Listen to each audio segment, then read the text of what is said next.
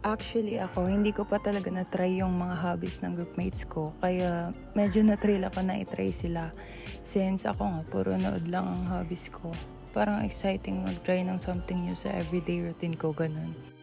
So basically, my initial reaction when I heard my groupmates' unique habits was shocked, and I knew that it will be fun and exciting since I am the type of person who is into playing mobile games and just laying in bed. Well, actually, medyo nagulat ako dun sa habits ng iba kong groupmates kasi it's not usual for me to do and first time ko silang matatry for this activity. At first, it was really interesting because you get a glimpse of who they are by knowing what they prefer to do in their free time if it isn't school related or like family stuff. It's also sort of getting to know them by letting them be a part of your own day and by getting into the same mind space they go into every time they do their hobbies. Like, I never thought of watching study vlogs before I go to sleep because study is the last thing I want to think of before resting because studying is the reason why I need to heavily rest in the first place. So yeah, it's really intriguing for me to know how it helps my good sis Nina in sleeping. My first reaction, it was very interesting how, even though kilala ko na tong groupmates ko, it's interesting to know what things they enjoy doing and how different these are from one another. And then my next reaction was, hala, kaya ko ba to? And I guess one of my concerns was medyo restrained kami, especially given na iba-iba kami ng hobbies. Yung iba would require materials na other people don't have. So, yeah, I guess that was one of the challenges and the main consideration we had with this activity. I was excited when I found out about my groupmates' unique hobbies. Given that I'm friends with my groupmates, finding out a little bit more about their daily life made me feel happy and at the same time excited to try what they're doing in their daily lives.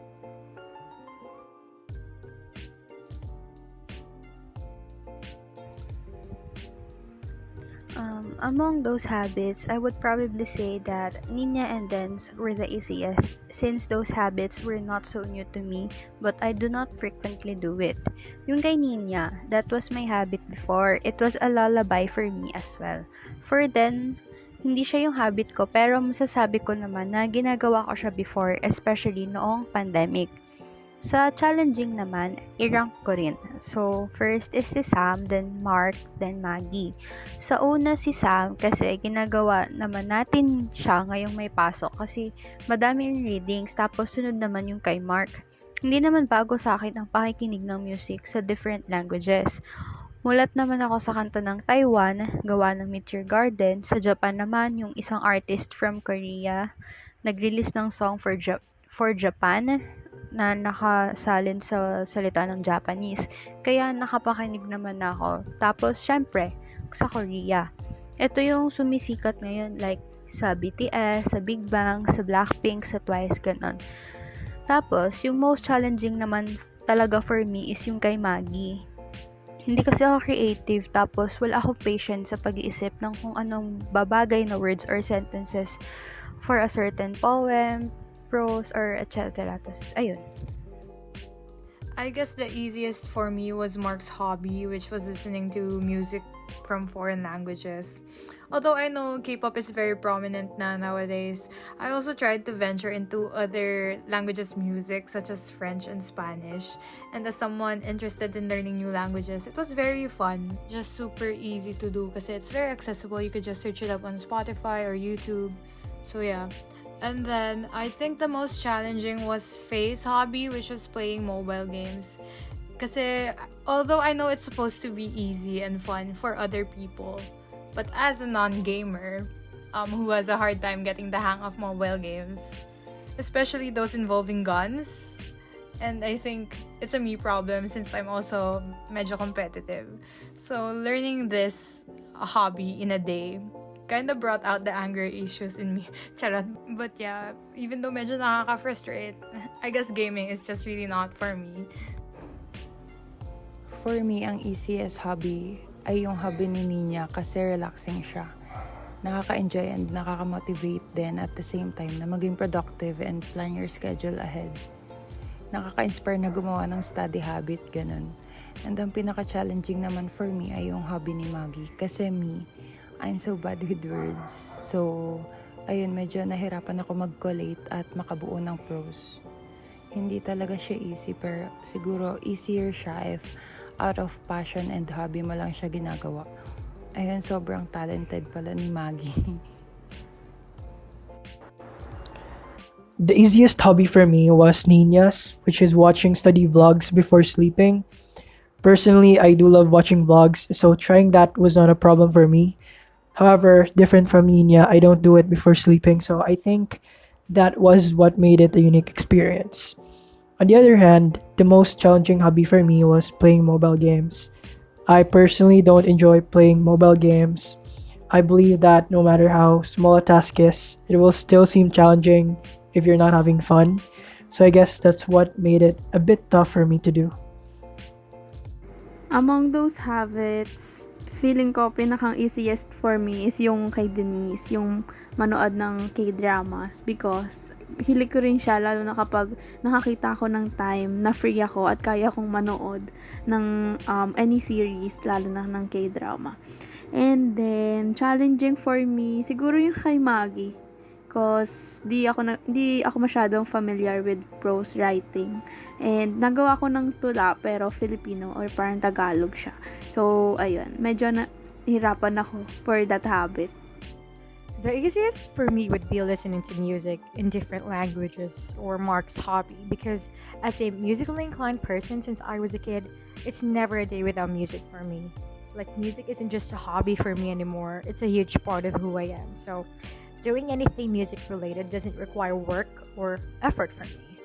The hardest or the most challenging for me as of the recent is reading books because I rarely have the time nor the attention span for it anymore. Though, don't get me wrong, I enjoyed reading books during summer breaks, especially those of Greek mythologies.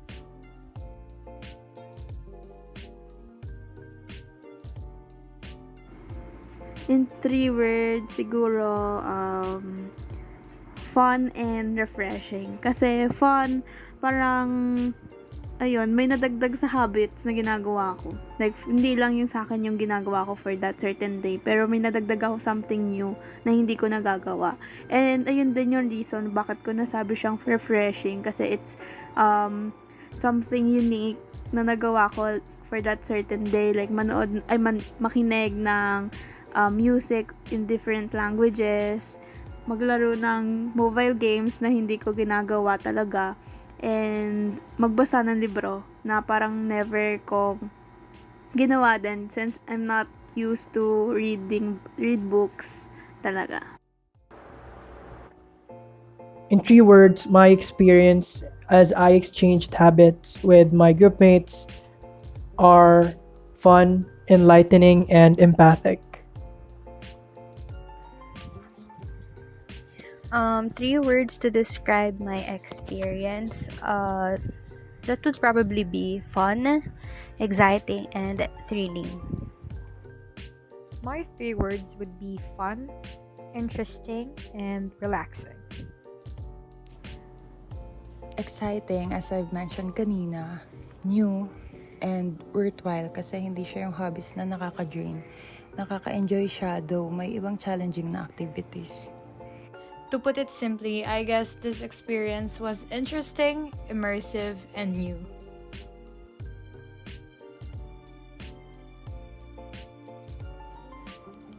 Knowing na we have different hobbies, I realized na we have different methods or mga ginagawa to cope up with life, pati na rin sa stress. Saka yung ibang hobbies ng groupmates ko ay challenging for me, like yung kay Maggie, pero para sa kanya, hobby lang yun and passion niya talaga. Kaya rin hindi mahirap for her. Aside from that, knowing our own unique hobbies says a lot about us, ganun. And I think this activity would help me to explore more and hindi lang magstick sa isang hobby. Key takeaways or realizations. I realized that we are really different from each other. Yung mga bagay na mahirap para sa atin ay madali para sa kanila. At ang mga bagay naman o gawain na madali para sa atin ay mahirap naman para sa kanila. And I also realized that I myself should learn how to welcome new hobbies and experiences para malaman ko rin na may iba pa palang mga bagay o gawain na kaya kong gawin. At para masabi ko rin sa sarili ko na, ay, kaya ko rin naman pala. At para hindi ako magsettle kung saan lang yung nalalaman ko ngayon. Ganun. I guess my key takeaway is that people have different interests and hobbies in life. And being able to explore things out of your daily routine is both exciting and also challenging. For this activity, I think may 3 key takeaways ako na napulot. So first is people really have or do really have different characteristics and interests na that makes them really unique with themselves. This may be because of their different experiences, yung kinalakihan nila, and yung nabuo nilang habit, lalo na nung lumalaki sila, and based na rin dun sa environment na pinanggalingan nila. Second is, it's really nice to explore others' perspective kasi in this activity we were able to try different habits na hindi namin din ginagawa before, and with that may natututunan din kami or from that person na gumagawa nun, na may habit nun, and at the same time we also give chance to ourselves na mas mag-explore pa sa ibang bagay besides sa ginagawa namin usually. And then, it's also great na you open yourself to people kasi parang in that little way of opening up yourself, kahit sa habit mo lang, you let them know you, and binigyan mo sila ng chance to put themselves in your own shoes kahit sa ganung way. And with that, they can also realize some things na na-realize ko rin along the way. The key realization for me would be that every one of us has different ways of living our daily lives on a literal sense. We have different needs in order to cope. Dan needs a book, I need a pen, Faye needs games and stuff like that. One major key takeaway that I got from the activity is about making an effort to understand others. I believe that we are all different to one another in many aspects, may that be in our background, physical appearance, or opinions. And sometimes these differences lead to misunderstanding. From doing the activity, I was reminded that I should always put my feet in the shoes of others to understand where they're coming from. And by viewing things from that perspective will help me come up with better decisions in life.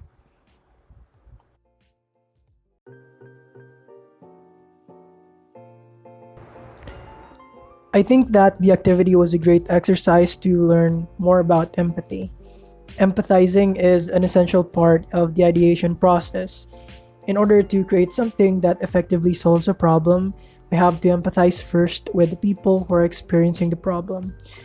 Moving forward in this course, this activity will remind me to always go the extra mile in understanding the problem and the users or customers. As I've learned during the first week's challenge, even Einstein said that if I have an hour to solve problems, I have to spend the 55 minutes in understanding the problem and the 5 minutes thinking about solutions. Since this course is product ideation, I guess this activity has helped us sort of put ourselves in other people's shoes. And being able to realize that different people have varying hobbies and interests, it allows us to be more open into learning about the life of others, the lifestyle of others. And given this, as future entrepreneurs, I can relate this activity in the task of like knowing your target market and knowing their needs, their interests, learning about their demographic in order to be able to come up with a product or service that they would actually need and they would actually use. You know, something that would pique their interest and solve their needs. So a very important part in ideation of a product or a service is knowing your market. And I guess That's how I could relate this activity to this course. Upon doing this activity, yun nga, na-realize ko na fun din pala mag-try ng ibang hobbies aside from watching K-dramas. And na-mention ko rin na trying new hobbies will explore more what I want in life or maybe a new passion. And that those hobbies that I will explore ay makakahelp din sa akin to boost my productivity and see more in myself. In this activity, I realized na it will really help us in this course, ABME 172, lalo na if we will be producing products or services for our target market. I realized that it's very important to know their habits, yung interest nila, yung mga mahilig silang gawin na bagay or activities, kasi in that way, we can use that as a basis on what items or what products as well as services can we produce for them. This is also to satisfy their needs and interest. Also, kapag alam mo kung ano yung gusto nila at yung hinahanap nila, doon ka makakakita ng opportunity on the things na pwede mong i-provide para sa kanila. This activity, kahit parang medyo mababaw siya tignan, but if you would look deeper on it, yung meaning talaga niya is for us to become familiar dun sa mga taong nakapaligid sa atin. Lalo na in the business field na sobrang halaga na alam mo yung target market mo. And yung mga kailangan nila. This is closely related to our course because our own distinct hobbies show that we are markets for different products. Like, Mark is an audience for artistic productions, as I am for crafts. There are vloggers because there are people like Nina who watches them. Books are written for the likes of Dan, and games are developed for people like Faye. And it shows that our unique hobbies create or become catalysts of certain ideation of products for our demands or needs to be met. So for me, this activity helped us to know more about our colleagues or group mates, and we learned that we have different style to entertain ourselves. We have different style also sa pag-release ng stress sa katawan, and I would probably say na these hobbies ay ang matatawag namin na aming pahinga.